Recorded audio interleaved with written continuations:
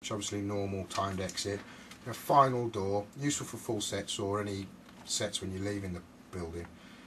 With a final door set, basically you start setting the system as you leave and close the front door. System obviously knows you've left and completes the set rather than it timing out for another 20-30 seconds after you've left. And then the silent timed, which is obviously exactly the same as timed. It counts down, but it does it silently. Useful for part sets so you don't wake up the rest of the house. And then the engineering manual details, setting the system, unsetting the system, resetting, etc. And then it talks about specifications. Obviously it's 12 volt, talks about available outputs, currents available. The set output is capable of syncing 400 milliamps, but only sourcing 10.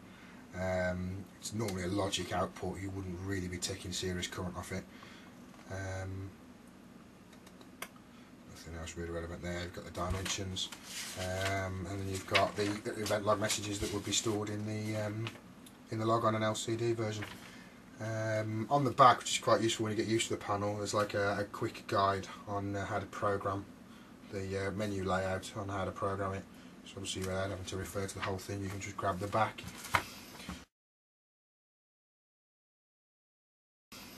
Moving on to the user manual. Obviously a lot of it covers all ground, but it does cover useful indicator. It talks about the power indicator, what a personal attack is, it has the default codes in there.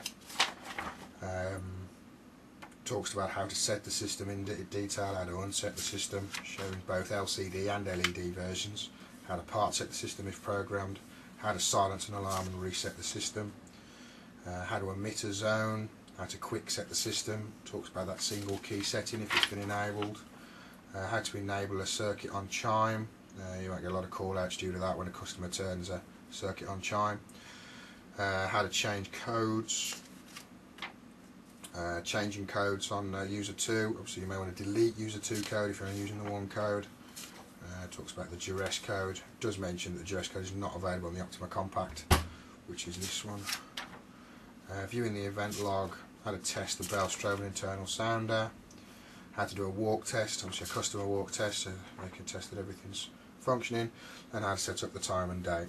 Also allows on the back you to the installer to detail what circuits where, how it's actually programmed, and obviously the contact details on the front. Quite obviously a basic manual.